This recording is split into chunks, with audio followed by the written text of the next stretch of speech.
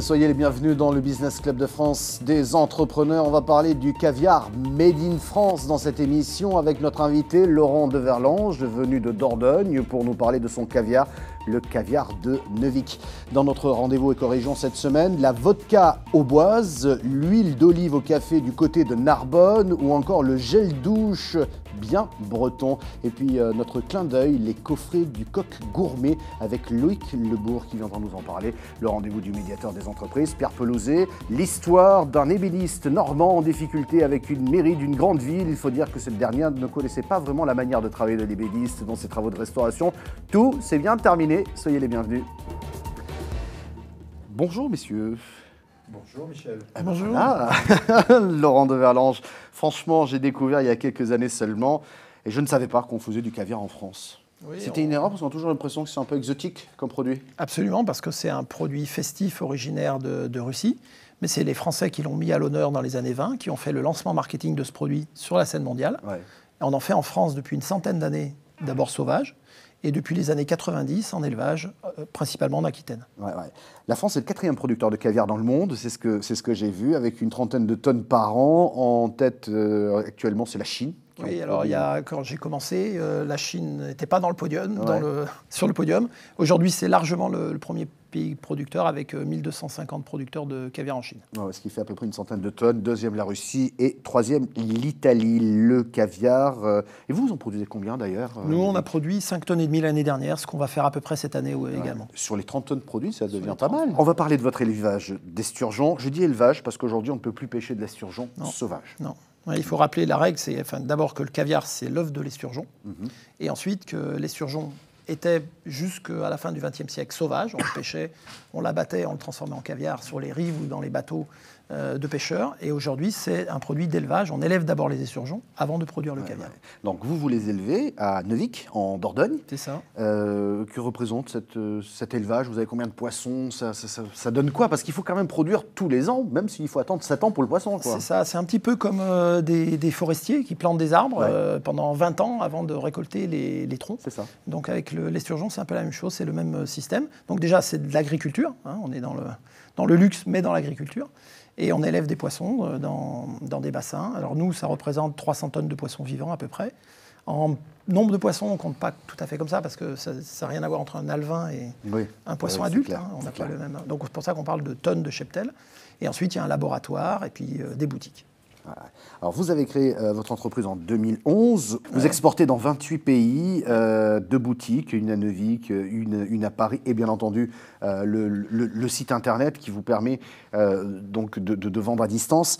Moi, je m'interroge, comment est-ce qu'on fabrique un bon caviar? On garde le poisson 7 ans. Ça veut dire déjà, j'imagine, la base, l'alimentation et la qualité de l'eau. Voilà, exactement. Comme un produit agricole, ce qui compte beaucoup, c'est le terroir. Le terroir du poisson, c'est l'eau dans laquelle il est élevé. Il faut une eau de qualité. Après, évidemment, c'est sa densité d'élevage, ses conditions d'élevage, son stress, etc.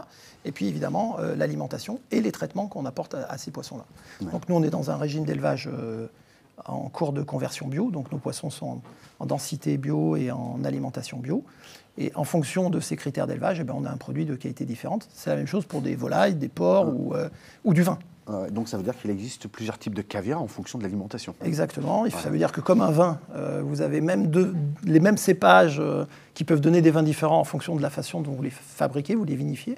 Et dans le caviar, c'est la même chose, sachant qu'à l'origine, comme dans un vin, on a des cépages, pour le caviar, on a également des espèces d'esturgeons qui sont différentes, dont certaines sont très connues parce qu'elles viennent de la Caspienne, qui était l'origine du caviar, donc le beluga que tu as cité tout à l'heure, le sévrouga et l'ossiètre, qui étaient les espèces de la Caspienne, mais aussi le sibérien, par exemple, qui donne le caviar berry, et qui est majoritairement élevé dans le monde, à peu près plus de 50% de la production mondiale.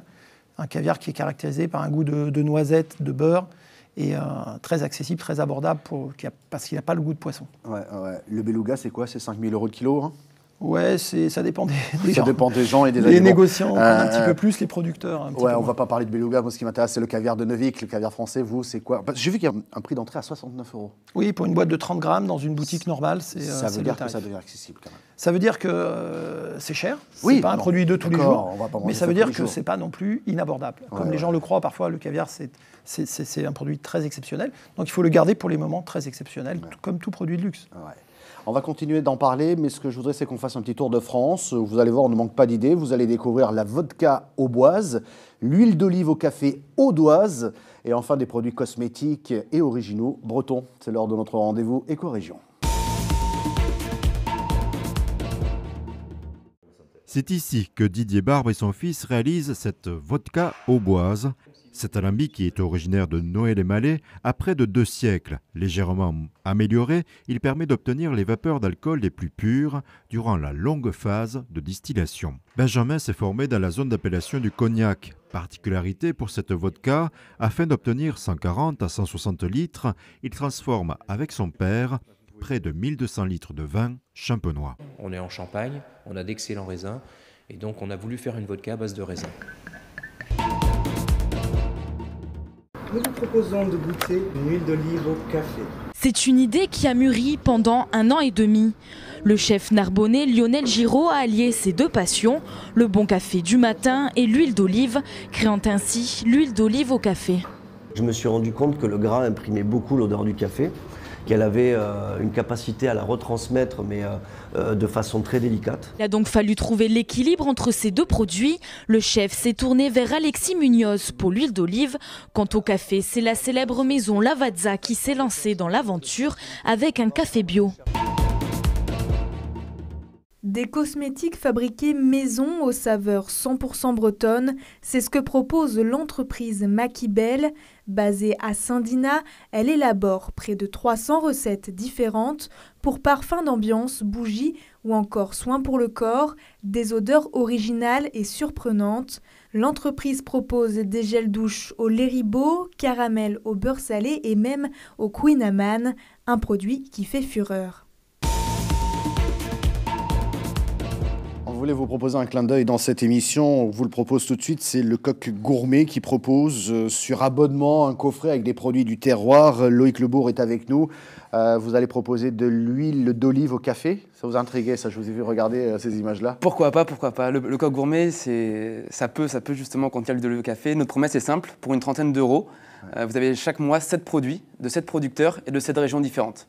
Donc chacun peut, lorsqu'il ouvre le coffret, voir des produits qui lui sont familiers, des saveurs qu'il a pu découvrir pendant son enfance ou pendant ses vacances, et puis d'autres produits complètement inconnus. Ça permet d'avoir un éventail en fait, de toute la gastronomie et la richesse des terroirs français. Qui fait la sélection? Pour l'instant, c'est moi. C'est moi en collaboration avec les producteurs. Du haut de ses 25 ans. Je trouve ça génial. Moi, c'est remarquable parce que vous vous intéressez à ce qui fait la richesse finalement de nos territoires. Ouais, moi, je suis passionné de gastronomie depuis toujours. Je regardais comment se faisait le Queen Amman dans toutes les boulangeries de Douarnenez sur YouTube. J'ai pu aller les voir justement parce que c'est quelque chose que je compte mettre dans une des box. Donc voilà, on travaille uniquement en circuit court avec les producteurs qui nous contactent aussi via le site internet pour nous faire découvrir leurs produits. Quand j'ai un peu de temps, je vais les voir. J'aimerais bien le faire plus en 2020. Pour l'instant, c'est très chargé. Mais voilà, chaque coffret, pour l'instant, j'essaye qu'il ait un sens. Ça s'appelle donc le Coq Gourmet. Voilà, ça c'était le clin d'œil, mais j'avais envie de le faire parce que voir cette jeunesse qui s'intéresse un petit peu à notre patrimoine gastronomique, c'est toujours intéressant. Laurent de Verlange, on va revenir au caviar, si vous le voulez bien. D'abord, comment vous êtes tombé dans le caviar, vous? Enfin, si j'ose parler comme ça, parce que c'était pas du tout votre métier à la base. Non, c'est vrai, et je suis pas tombé dedans quand même. Non, vous n'êtes pas tombé dedans, vous êtes décidé un beau jour de pratiquement tout quitter pour se retrouver en Dordogne et dire je vais élever des esturgeons. C'est ça, exactement, mais c'est pas un mauvais choix parce que la Dordogne, je le conseille à tout le monde, c'est un super département où les gens sont hyper accueillants et on vit très bien. Donc j'en suis ravi. Et puis c'était ma passion de vouloir élever des poissons depuis que j'étais tout petit. Et je ne suis pas tombé dans le caviar, mais je suis souvent tombé dans les bassins des poissons qu'on élève, parce que quand même, il faut rappeler, la base du produit, la base du travail, c'est quand même l'élevage du poisson. Et cela explique aussi le prix. On a vu tout à l'heure que vous aviez des prix accessibles, 69 € les 30 grammes, ça reste jouable, mais c'est un énorme boulot qui est derrière. Oui, d'abord, il faut élever les poissons pendant toutes ces années, les nourrir, si possible, le mieux possible, évidemment. Et puis ensuite, il faut le transformer. C'est pareil, la transformation se fait à la main. Bien évidemment, j'en profite pour dire qu'on fait une petite partie de notre production en caviar. Le reste, c'est du poisson, des soupes, des rillettes, des filets marinés à l'huile, etc., qui rentreraient très bien dans la box du coq. Voilà. Mais ça veut dire que vous aussi, vous cherchez ce que vous pourriez proposer autour du caviar. Voilà, exactement. On fait beaucoup d'autres produits autour du caviar et également même des produits dérivés industriels comme de la colle à partir de la vessie natatoire des esturgeons ou des produits cosmétiques à partir de la gonade des mâles, de la peau avec le collagène, etc. Quels sont vos projets aujourd'hui ? Nos projets sont de plusieurs sortes. D'abord, le développement du retail, donc avec des boutiques et des restaurants, avec une première boutique qui ouvre en décembre à Bordeaux et qui se transforme en restaurant à partir de février. Et qui s'appelle Caviar de Neuvic. Qui s'appelle Caviar de Neuvic Bordeaux, tout simplement. Voilà. Ouais. Et puis on compte ouvrir ces boutiques qui sont on appelle des comptoirs, c'est-à-dire à la fois des boutiques et des restaurants, dans 3 grandes métropoles européennes d'ici les 3 prochaines années. Et puis on a également un gros projet industriel de fumer notre esturgeon sur place. Donc on est en cours de construction d'un fumoir avec l'extension de nos laboratoires pour proposer du poisson fumé à partir de nos productions également et élargir un peu notre gamme. Merci, c'est l'heure du rendez-vous du médiateur des entreprises. Une histoire cette semaine, Pierre Pelouzet, une histoire d'un ébéniste et d'une grande mairie. Ils ne se comprennent pas tout simplement parce qu'ils ne savent pas comment l'un et l'autre travaillent. Absolument, une histoire un peu emblématique de médiation et qui en plus, la somme de ces histoires a fait qu'un jour la réglementation a évolué et donc je pensais que c'était intéressant de la raconter. C'est effectivement un ébéniste qui devait travailler pour une mairie sur la rénovation d'un musée. Donc c'est un métier d'art, un métier magnifique. Simplement, dans le cahier des charges traditionnel de cette mairie, il y avait 5% d'avance sur le marché.